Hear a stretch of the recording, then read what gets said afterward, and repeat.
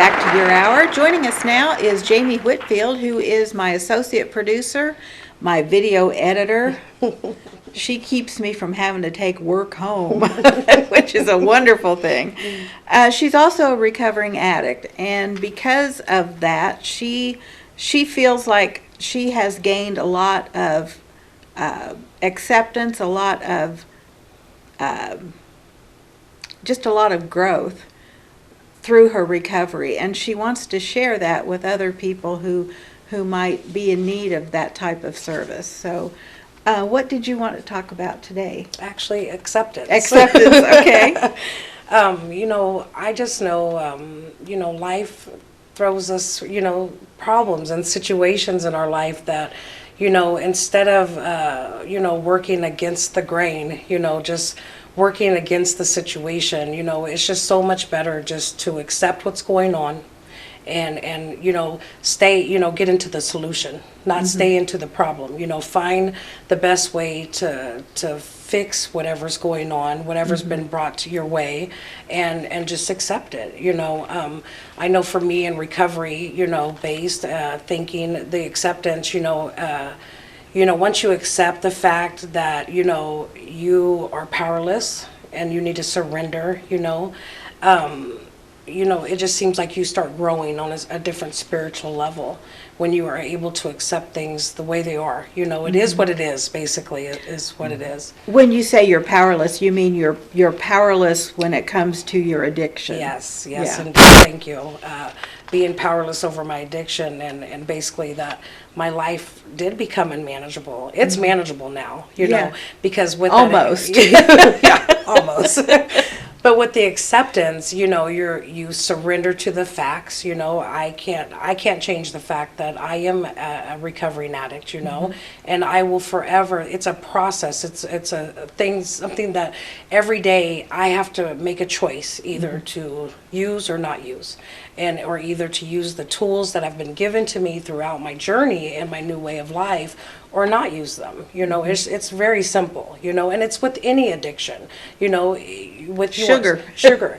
You either choose not to eat the sugar today or you go for it. You know what I mean? And you can apply the things that I've learned in the 12-step program that I choose to work. You can apply that to your life, and it will help you, Yeah. whichever addiction, you just replace it, and just, follow the way.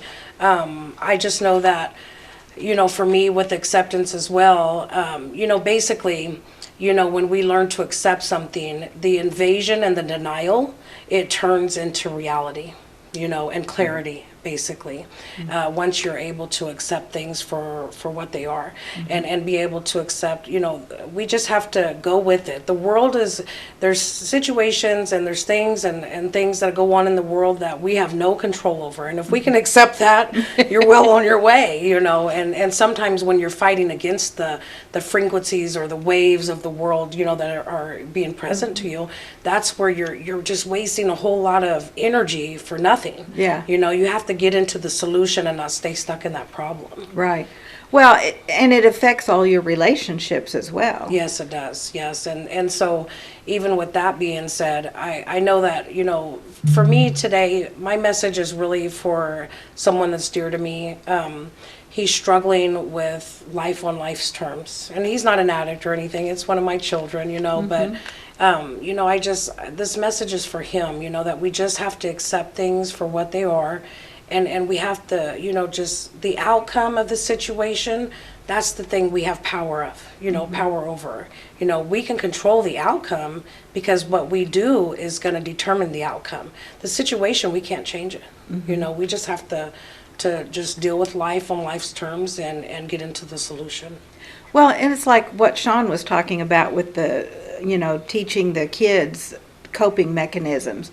It's like that for all of us. We all need some certain coping mechanisms so that when things do come our way, things happen that kind of throw your life in a turmoil, you know how to deal with it, or you can call on these tools and figure out what to do about it without sending yourself into a tailspin. Yes, and just like for me, I know, like, metaphorically speaking, you know, it's just like, acceptance is like the door, you know, and the door's locked.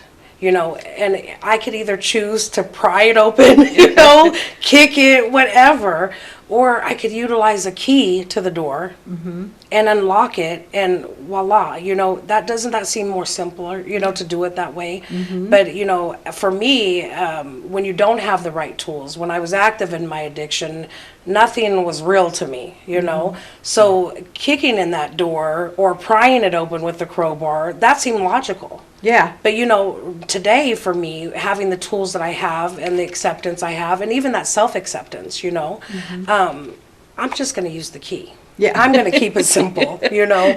And Even so, if I have to go find it. right. And doesn't that seem more simpler than, you know, trying to damage the door or kick it in or pry it open, you know, just simply the simple stuff, you know. And then when you do have that acceptance, you do simplify your life, you know, because you can accept things the way they are.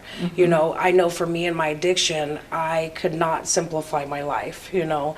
I didn't have the clarity that I have today, you know, mentally or spiritually. Yeah. And with that acceptance, it does take you to a whole different spiritual level, you know, of your life and the self-acceptance you have for yourself as well, you know. And with the self-acceptance as well, and acceptance of the world and your self-acceptance of yourself, you know, you grow to have unconditional love and empathy for others and yourself. Yeah, and that's what's missing, don't you Yes. think? Yes, it We're is. missing empathy. Yes. And it makes it so that people don't get along with each other Right. at all.